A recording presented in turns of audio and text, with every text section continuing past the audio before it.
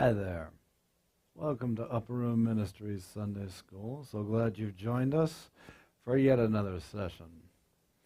Well, last session we began a new study into the book of Job. Well, let's review what we covered last time. Satan, the devil, entered into the heavens. He more or less challenged God regarding Job. He says, drop the hedge of protection. You know, if he were to lose everything, he'd curse you.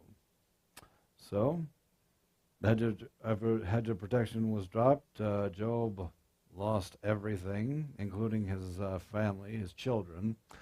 All he had left was his wife. But he did not curse God. So Satan returned again. This time, he dared God to have his body covered head to foot in sores, even on the soles of his feet, so he couldn't walk. And Satan said, surely he'll curse you then. So the challenge was met. Job was covered in sores, and even though he was in great misery, and even though his wife told him to just curse God and die, because she had all but given up, Job did not sin with his lips. All right. And then Job's three friends arrived to comfort him. Let's go to chapter 2, verse 11. Now when Job's three friends heard of all this adversity that had come upon him, each one came from his own place. Eliphaz the Temanite, Bildad the Shuhite, and Zophar the Naamathite, for they had made an appointment together to come and mourn with him and to comfort him. And when they raised their eyes from afar, they did not recognize him.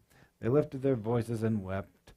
Each one tore his robe and sprinkled dust on his head towards heaven. This is the common practice of mourning and grieving. So they genuinely, truly felt great sympathy for Job and and they took his burden upon him. They chose to mourn with him. Right. So they sat down with him and on the ground 7 days and 7 nights, and no one spoke a word to him, for they saw that his grief was very great. All right, chapter 3. After this, Job opened his mouth and cursed the day of his birth. And Job spoke and said, may the day perish on which I was born, and the night in which it was said, a male child conceived. May the day be darkness. May God above not seek it, nor the light shine upon it. May darkness and the shadow of death claim it. May a cloud settle on it. May the blackness of the day terrify it. Notice that he's not cursing God. He's cursing the day of his birth. He is cursing, but not God. All right. Continuing. May darkness and the shadow of death claim it. May a cloud settle on it. May the blackness of the day terrify it. As for the night, may darkness seize it. May it not rejoice among the days of the year. May it not come into the number of the months. Oh, may that night be barren. May no joyful shout come to it. May those curse it who curse the day, those who are ready to arouse Leviathan. Okay. As we discussed in the previous session, Leviathan most likely refers to a sea beast, a very large one, and it can also refer to a spirit. There are demon spirits that have animal names. Okay, so verse 9. May the stars of its morning be dark. May it look for light but have none, and not see the dawning of the day, because it did not shut up the doors of my mother's womb. The wicked cease from troubling, and and there the weary are at rest. There the prisoners rest together. They do not hear the voice of the oppressor. The small and the great are there. And the servant is free from his master. So here he's very clearly talking about the benefits of dying. You know, he wish he was dead at this time, and now he has no fear of it. He's seeing being dead as a lot better scenario than what he's going through right now, which is understandable. I'm sure a lot of us have been in situations like this that weren't nearly as severe, and yet felt we wish we were dead. I've been there a few times myself. Yeah.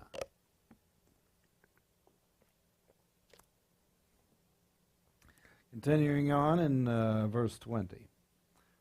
Why is light given to him who is in misery, and life to the bitter of soul, who long for death, but it does not come, and search for it more than hidden treasures, who rejoice exceedingly and are glad when they can find the grave? Wow, this is extreme. I mean, he's rejoicing at. I mean, those who find the grave, he's rejoicing for them. Wow. I mean, this is some deep, deep, deep misery here. Yeah. But you'll notice at not once does he contemplate suicide. No. Suicide is not an option for him. No. He just simply wishes God would just let him die. You know, a nature cake, of course. Anyway, verse 23.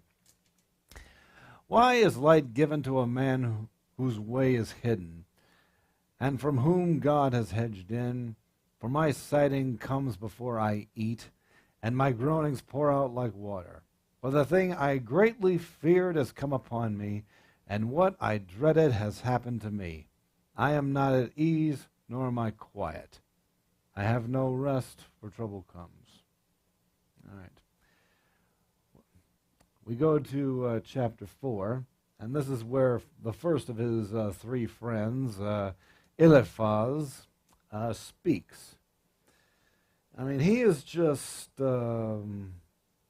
listened to Job curse the day of his born and wish for death, talking about how wonderful being dead is. That's a lot to take in. So he realizes he needs to say something. So, chapter 4.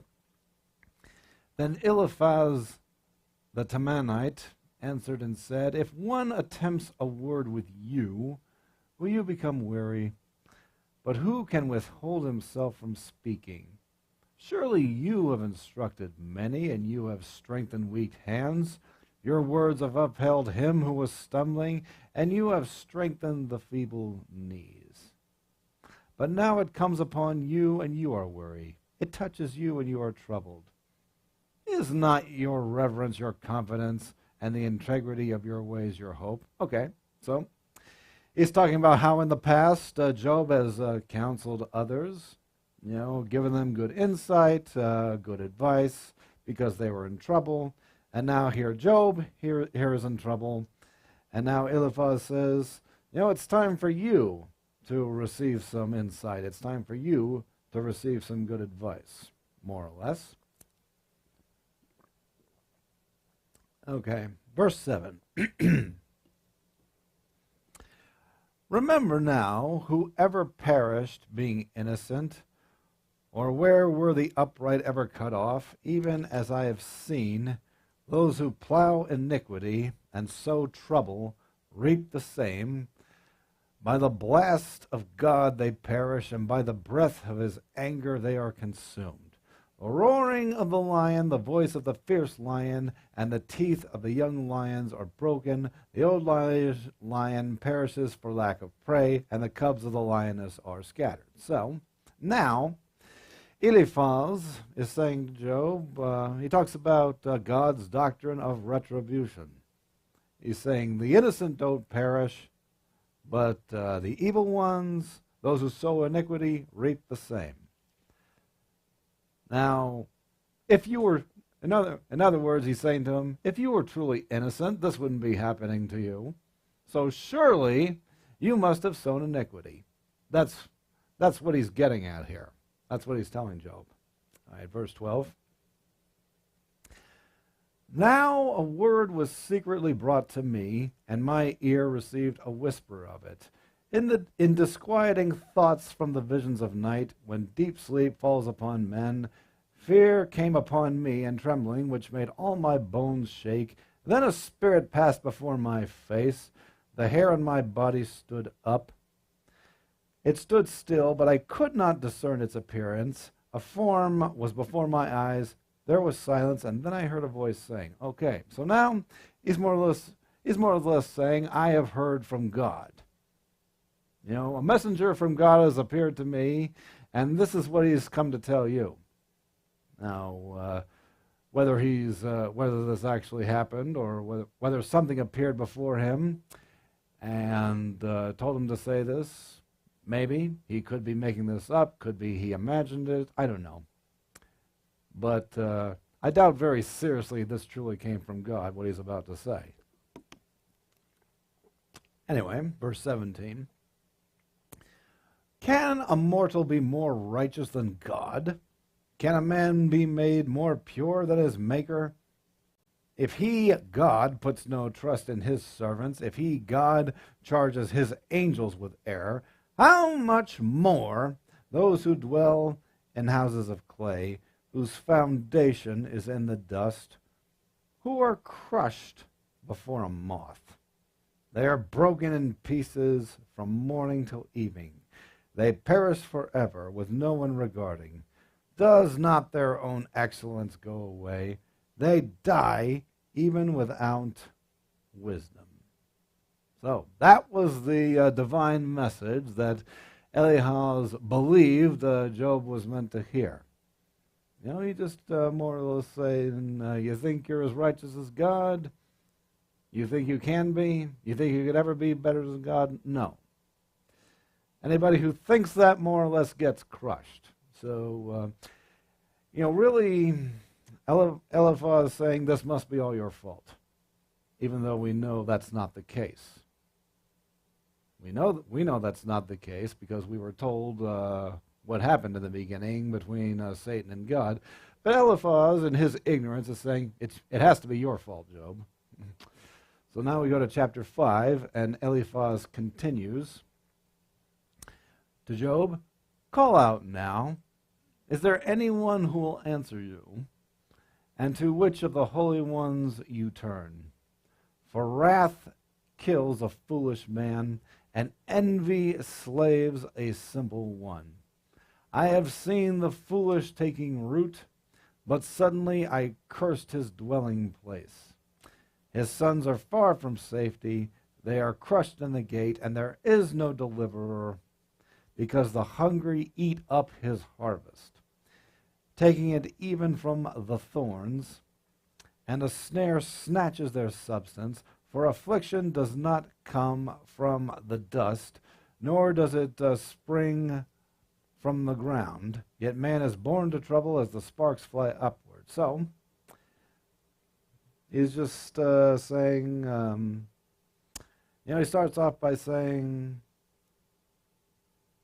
you know, call out now. Is there anyone who will answer you? It's like, I guess he's throwing into question, is anybody up there really going to save you?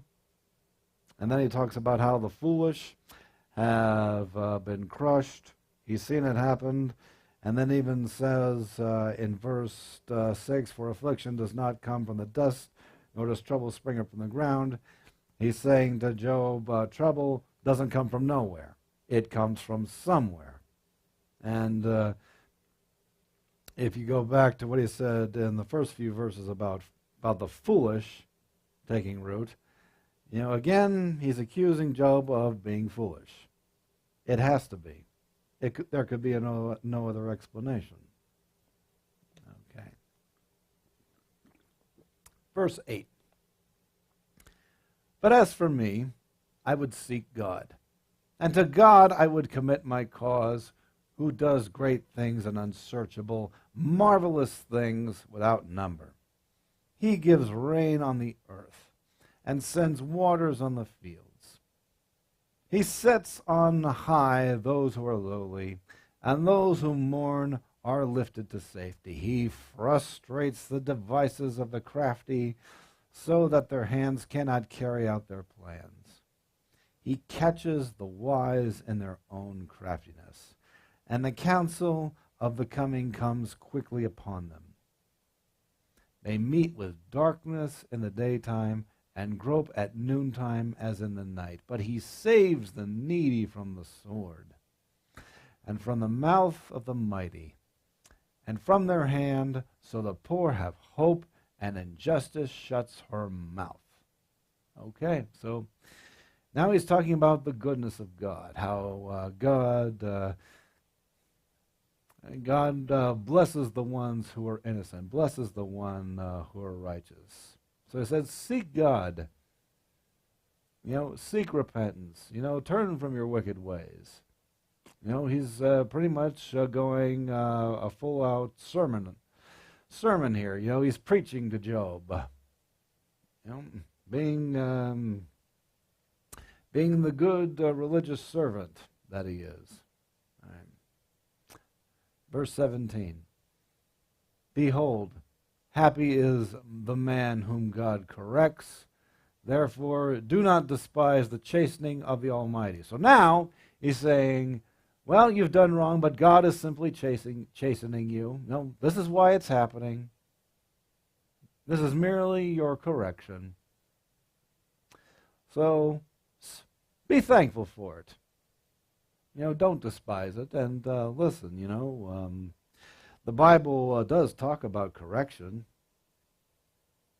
He does talk about how God chastens the ones he loves.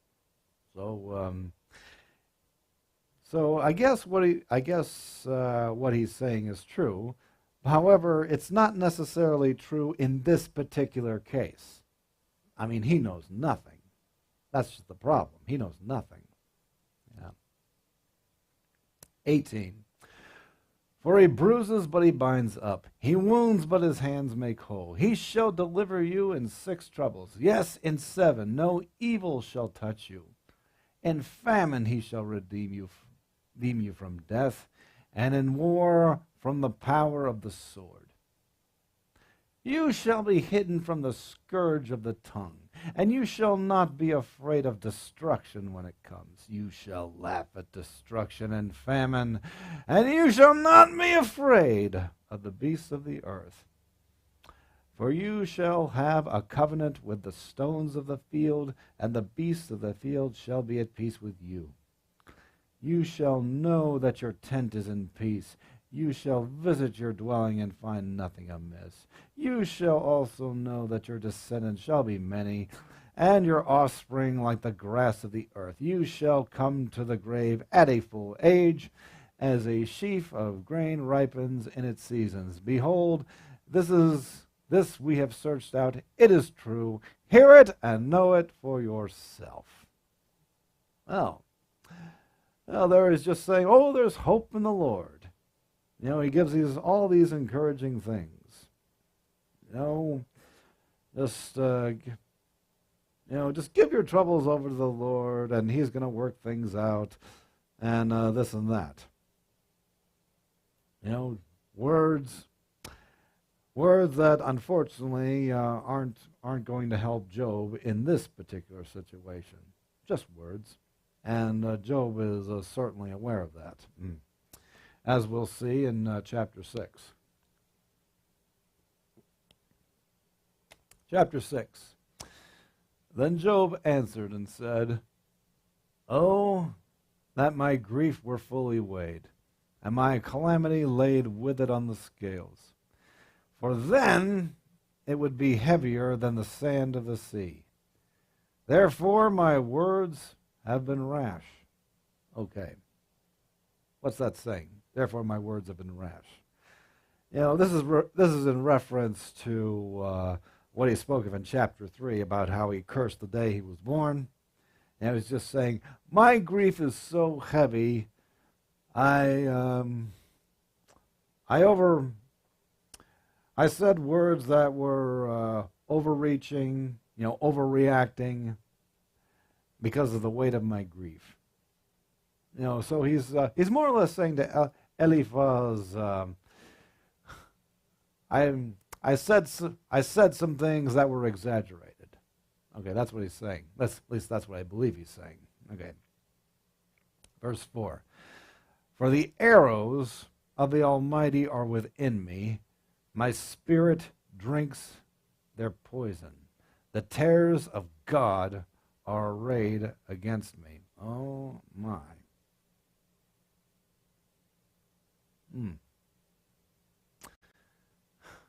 Now, look at what he's saying. Now he's saying that the arrows of the Almighty, God, are within me. My spirit drinks their poison. The terrors of God are arrayed against me.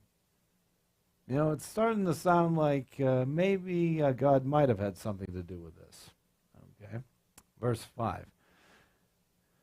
Does the wild donkey bray when it has grass? Or does the ox low over its father? Can flavorless food be eaten without salt? Or is there any taste in the white of an egg? My soul refuses to touch them. They are as loathsome food to me. Oh, that I might have my request, that God would grant me the thing that I long for. That it would please God to crush me, that he would loose his hand and cut me off.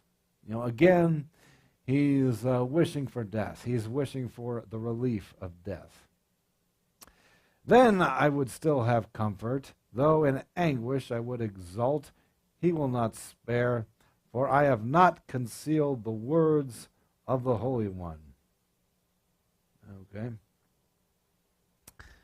Now, what this could mean, he's wishing for death, but perhaps not necessarily because of his anguish. It's to preserve his relationship with the Holy One. I have not cursed God yet, and could be that he's saying, I wish God would just let me die before it happens, before I do. That's one interpretation, but continuing on. Verse 11, what strength do I have that I should hope? And what is my end that I should prolong my life? Right now he doesn't see much purpose in continuing his life. Like, what can I do now? Is my strength the strength of stones, or is my flesh bronze? Is my help not within me, and success driven from me? To him who is afflicted, kindness should be shown by his friend, even though he forsakes the fear of the Almighty. Now, it sounds like he's finally speaking to Eliphaz directly. He's just saying, you should have shown me kindness, but you didn't do that. You tried to explain everything away to me, trying to solve the problem, giving me good advice, but without a hint of kindness in it. Verse 15. My brothers have dealt deceitfully like a brook, like the streams of the brooks that pass away, which are dark because of the ice, and into which the snow vanishes. When it is warm, they cease to flow. When it is hot, they vanish from their place. The paths of their way turn aside, they go nowhere and perish. The caravans of Tema shook, the travelers of Sheba hope for them. All right. These caravans of Tema, the travelers of Sheba, that's most likely in reference to the region where he lives, which is most likely somewhere in southwestern Arabia. Those are the streams that they would depend on when traveling. Verse 20, they are disappointed because they were confident. They come there and are confused. They expected to find relief and yet have found no relief. 21, for now you are nothing. You see terror and are afraid. Did I ever say, bring something to me, or offer a bribe for me from your wealth, or deliver me from the enemy's hand, or redeem me from the hand of my oppressors? Teach me, and I will hold my tongue. Cause me to understand wherein I have erred. Now he's saying, you tell me where I've gone wrong. You think you're so smart? You think you're so certain that this is my fault? You tell me where I've done wrong. And then he continues, verse 25. How forceful are right words, but what does your arguing prove? Do you intend to rebuke my words and the speeches of a desperate one, which are as the wind? Yes, you overwhelm the fatherless, and you undermine your friend. Now therefore be pleased to look at me, for I would never lie to your face. Yield now, let there be no injustice. Yes, concede, my righteousness still stands. Is there any injustice? Cannot my taste discern the unsavory? Okay.